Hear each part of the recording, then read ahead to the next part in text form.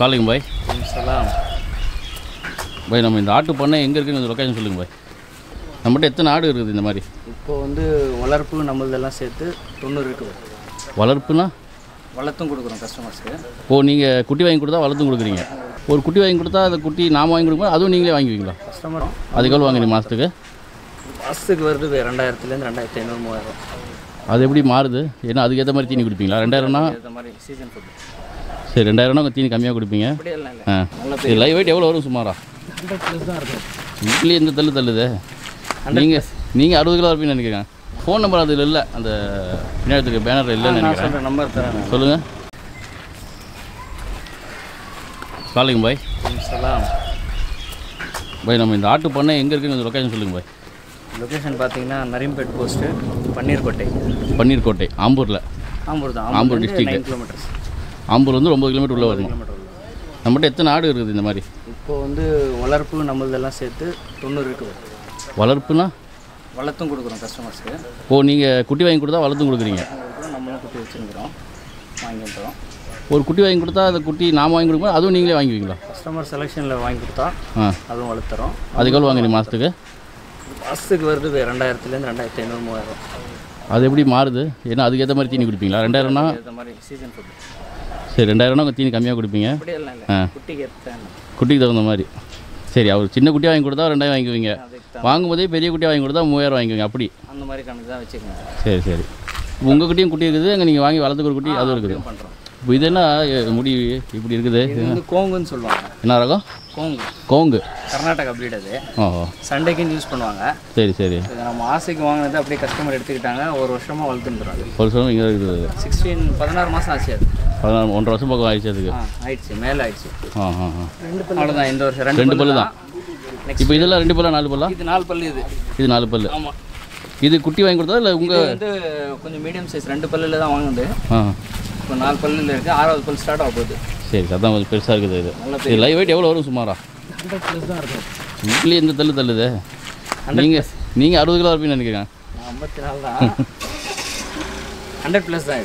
100+ தான். பரவாயில்ல, மாஷால்லா, நல்லா இருக்குது. உங்களுடைய ஃபோன் நம்பர் அதில் இல்லை, அந்த பின்னாடி பேனர் இல்லைன்னு நினைக்கிறேன். சொல்கிறேன், நம்பர் தரேன். சொல்லுங்கள். பேஜ் ஃபோன் நம்பர் போல போய். நம்பர் 9790 9790 32 32 7 7 567. 567. ஆல்டர்னேட் எங்கள் அண்ணன் நம்பர் இருக்குது, அதுவும் நான் சொல்கிறேன். இன்னொரு நம்பர் இருக்குது. ஆமாம், நான் அதை டிஸ்கிரிப்ஷன் பண்ணுறேன். சரி, அது ஸ்க்ரீனில் ஒரு நம்பர் வரும், அந்த நம்பர் பார்த்துக்கோங்க. 2 நம்பர் இருக்குது. உங்களுக்கு ஆடு தேவை அப்படின்னா ஃபோன் பண்ணி புக் பண்ணிக்கலாம், நேரில் வரலாம். தாராளமாக. புக்கிங் போயிட்டுருங்களா இல்லை புக்கிங் முடிஞ்சிச்சிங்களா? முடிஞ்சிச்சு, அலமதுல்லா. புக்கிங் இந்த வருஷத்துக்கான புக்கிங் முடிஞ்சிருச்சு. 4 குட்டி இருக்கிறோம். ஒரு 4 குட்டி மட்டும் தான் இப்போ இருக்குது. நீங்கள் வளர்த்து கொடுக்குறது அதிகம், நீங்கள் வளர்க்குறது கம்மி தான். இருக்குது, நம்மள்தான் இருக்குது. வளர்த்து கொடுக்குறது தான் அதிகம். நெக்ஸ்ட் இயர் குட்டி கூட இருக்குது, இப்போ ரெடியாக இருக்குது. சரி சரி. சின்ன சின்ன குட்டிங்க தான். அது நெக்ஸ்ட்டுக்கு தான் இந்த வருஷம் ஆகாது. அது ரொம்ப சின்னதாக இருக்குது அது. ஆமாம், அதுவும் வேணால் வீடியோ எடுத்துக்கலாம், பார்க்கலாம். பார்க்கலாம் வாங்க. சரி, இதெல்லாமே வளர்ப்பு குட்டிங்களா? ஆமாம், நெக்ஸ்ட் இயர் குட்டி. இதெல்லாம் அடுத்த வருஷத்துக்கான ரெடியாக இருக்கிறது இப்போவே, இப்போ இருந்தே? ஆமாம், இப்போ இது இங்கே வந்து எத்தனை நாள் ஆச்சு? இது வந்து ஒரு 3 நாள் 4 நாள் தான் ஆச்சு. சரி, 3-4 நாள் தான் ஆகுது. இப்போ இன்னும் பக்ரீத்துக்கு ஒரு 12 நாள் நம்ம இருக்குதுன்னு நினைக்கிறேன். ஆமாம், இன்னும் 12 நாள் இருக்குது. அதனால் இப்போ அடுத்த வருஷத்துக்கு தயார் செய்கிறதுக்கு இப்போயே குட்டி வாங்கி கொடுத்துட்டாங்க. இது நீங்கள் ஒரு குட்டி இப்போ இந்த சைஸ் குட்டிக்கு எவ்வளோ வாங்குவீங்க நீங்கள்? இந்த சைஸ் குட்டிக்கு பார்த்தீங்கன்னா இப்போ என்ன 1008 2000. சரி, ரொம்ப சின்னதாக இருக்கனால ஒரு 1500 மேலே 1800 1800 இருந்து. கொஞ்சம் இந்த மாதிரி கொஞ்சம் பெருசாக இருந்தால் இது அவ்வளோதான், கொஞ்சம் பார்த்து பண்ணிக்கலாம். சரி சரி.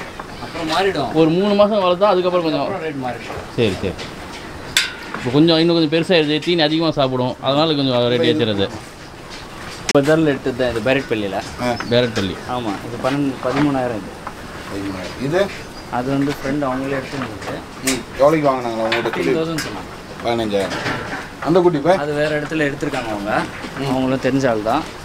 அது 22க்கு எடுத்துருக்காங்க. இப்போ நீங்கள் எடுத்த குட்டி எது எடுத்துக்கிறீங்க? இப்போ வளர்ப்பு இந்த வருஷத்துக்கு நம்ம எடுத்த குட்டி இன்னும் நீங்கள் பர்ச்சேஸ் பண்ணல. இதெல்லாம் முடிஞ்ச அப்புறம் இதெல்லாம் போன அப்புறம் புதுசாக நீங்கள் பர்ச்சேஸ் பண்ணுவீங்க. புதுசாக ஷெட்டு ஸ்டார்ட் பண்ணிக்கிறோம் சொன்னீங்க. வேறு இடத்துலையா? நரிம்பேட்டில் தான் இன்னொரு பண்ணை இருக்குது, ஸ்டார்ட் பண்ண போகிறோம். புதுசாக கன்ஸ்ட்ரக்ஷன் ஸ்டார்ட் ஆகிருக்குது. Okay okay. அங்கே ஸ்டார்ட் ஆகிடுச்சுன்னா ஃப்ரெஷ்ஷாக அங்கே இருக்கட்டும் மொத்தமாக இன்ஷாஅல்லாஹ். சரி, இப்போ இன்ஷாஅல்லாஹ் இந்த வருஷம் எங்ககிட்ட புக்கிங் முடிஞ்சிச்சு. இன்னும் 2-3 மட்டும் தான் இருக்குது. உங்களுக்கு அடுத்த வருஷத்துக்கான பக்ரீத்துக்கான குர்பானி பக்ரீத்து ஆடுங்க ரெடி பண்ணிகிட்ருக்குறாங்க. இப்போ அடுத்த வருஷம் என்ன இவங்ககிட்ட வாங்கிக்கலாம். Okay bye. அஸ்ஸலாமு அலைக்கும். ஜஸாக்கல்லாஹ். உள்ளே பார்த்தீங்கன்னா ரொம்ப இருட்டாக இருந்துச்சு. வெளியில் பார்த்தீங்கன்னா வெளிச்சமாக தான் இருந்துச்சு. ஆனாலும் உள்ளே கொஞ்சம் கேமராவில் கிளாரிட்டி வரல. அதனால் பாய் நம்மளுக்காக கஷ்டப்பட்டு வெளியில் கொண்டு வந்தாங்க எல்லா ஆடையும். ஒவ்வொரு ஆடும் எந்த அளவுக்கு வளர்க்குறாரு, ஒரு குட்டியாக வாங்கி தராங்க. அந்த குட்டியை எந்த அளவுக்கு வளர்த்தி கொடுக்குறாருன்னு பாருங்கள். இவர்கிட்ட நீங்கள் குட்டி வாங்கி கொடுத்தாலும் வளர்க்குற ஆப்ஷன் இருக்குது. அது வீடியோ இன்ட்ரெஸ்ட்லேயே கேட்டிருப்பீங்க. குட்டிக்கு தகுந்த மாதிரி அவர் சார்ஜ் பண்ணுறாங்க.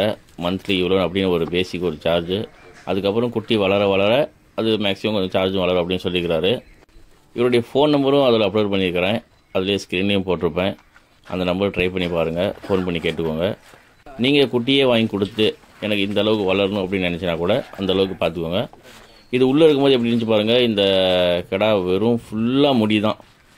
பட் ஃபுல்லாக முடியாக இருந்தாலும் இது ஒரு ரகத்தோட ஆடு. அது கர்நாடகா பக்கம் இருக்கக்கூடிய ஆடுங்களா அது. அது பார்க்குறதுக்கு நல்லா அழகாக இருக்குது. அதோட தோற்றமே அல்ஹம்துலில்லாஹ் ரொம்ப நல்லா இருக்குது. எல்லாமே இறைவன் படைப்பில் மேக்ஸிமம் ஒவ்வொன்றும் இந்த மாதிரி இருக்குது. பாய் பார்த்திங்கன்னா நம்மளுக்கு அவசரம் உள்ளேருந்து கொஞ்சம் கஷ்டப்பட்டு ஆடு வரவே மாட்டேங்குது. அதுவும் தனித்தனியாக கொண்டு வரணும்னா ரொம்ப கஷ்டம். மேக்ஸிமம் நம்ம வீட்டில் இருக்கிற சின்ன ஆடுங்களே நம்ம இப்படி அப்படின்னு காட்டுறதுக்கு ரொம்ப கஷ்டப்படுவோம். இது எல்லாமே பார்த்திங்கன்னா ஒரு 100 கிலோ 80 கிலோ 100 கிலோ 80 கிலோ 100 கிலோன்னு இருக்குது. அதனால் ஒருத்தர்னால கொண்டு வர முடியவே இல்லை. அல்ஹம்துலில்லாஹ் நம்மளுக்காக கஷ்டப்பட்டு பாய் வெளியில் கூட்டிகிட்டு வந்து இப்போ பாருங்க பாய் உள்ள இருட்டில் பார்க்கறதுக்கு நான் அவ்வளோவா தெரியாது. இப்போ வெளிச்சத்தில் பாருங்கள் எப்படி இருக்குதுன்னு, எந்த அளவுக்கு வளர்ந்துருக்குறோம், எந்த அளவுக்கு வளர்த்துருக்குறோம் அப்படின்னு பாருங்கள் அப்படின்னு. மாஷா அல்லாஹ் எல்லாம் அருமையாக இருந்துச்சு. பாய் பார்த்திங்கன்னா கல்ஃப் ரிட்டேன். நம்மளுக்காக அவரும் கொஞ்சம் கஷ்டப்பட்டு உள்ளேருந்து வெளியில் கொண்டு வந்தார். மறுபடியும் வெளியிலேருந்து உள்ளே கூப்பிட்டு போகிறாரு. ஆடு இந்த பக்கம் அந்த பக்கம்னு துள்ளி குதிக்குது வேறு. வெளியில் கூட்டுறது ரொம்ப கஷ்டம். உள்ளே போகும்போது டக்குன்னு ஓடி போயிடுது. அதோடைய இடம் மேக்ஸிமம் அவருக்கு தெரியும். அதாவது அதுக்கப்புறம் நாம் அதை இழுத்துட்டு போக தேவையில்லை, அது நம்மளை இழுத்துட்டு போயிடுது. இந்த மாதிரி ஆடு தூங்குனது இன்ன நான் பார்த்ததே இல்லை. இதுதான் முதல் தடவையாக மனுஷங்க தூங்குற மாதிரி அப்படியே மல்லாக்கா படுத்துட்டு விட்டத்தை பார்க்குற மாதிரியே தூங்குற மாதிரியே இந்த மாதிரி ஆடு தூங்குனது நான் இன்ன வரைக்கும் பார்த்ததில்ல. நீங்கள் பார்த்தீங்கன்னான்னு தெரில. இந்த ஒரு ஆடை மட்டும் சொல்கிறேன். எத்தனையோ ஆட்டு பண்ணைக்கு போயிருக்கிறேன். இல்லை நம்ம வீட்டில் எத்தனையோ ஆடு வாங்கியிருக்கிறோம், வளர்த்துருக்குறோம். இந்த பக்கம் உட்காந்துக்கிட்டே தூங்கும் பார்த்தீங்களா, இந்த மாதிரி மட்டும் தான் தூங்கிட்டு இருக்கோம். சும்மா அப்படியே ஃபுல்லாக நாம் தூங்குற மாதிரியே தூங்குனது இதான் முதல் தடவை பார்த்துருக்குறேன். இந்த பக்கம் இருக்கிறது லைன் ஃபுல்லுமே பார்த்திங்கன்னா அமீன்கடுன்னு சொல்லுவாங்க. இந்த கர்நாடகா பக்கம் இந்த அமீன்கடோடைய ஆடு அப்படின்னா அது ஒரு ஃபேமஸ்ஸு. நிறைய பேர் பார்த்திங்கன்னா அதை லைக் பண்ணி வாங்குவாங்க. அது கேட்டு வாங்குவாங்க அது அந்த ரகம் இருக்குது அப்படின்னு. நம்ம தமிழ்நாடு பக்கம் எப்படி சேலம் மேச்சேரிக்கு, சேலம் கருப்புக்கு, இந்த பக்கம் மயிலம்பாடி, அந்த பக்கம் பார்த்திங்கன்னா அந்த எட்டயபுரம் குட்டி, இந்த கொடியாடுன்னு சொல்லுவாங்க.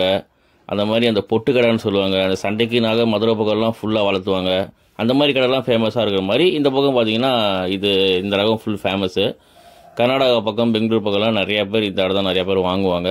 பார்க்கறதுக்கு கொஞ்சம் கம்பீரமாக இருக்கும், கொம்பெல்லாம் நல்லா பெருசாக இருக்கும்.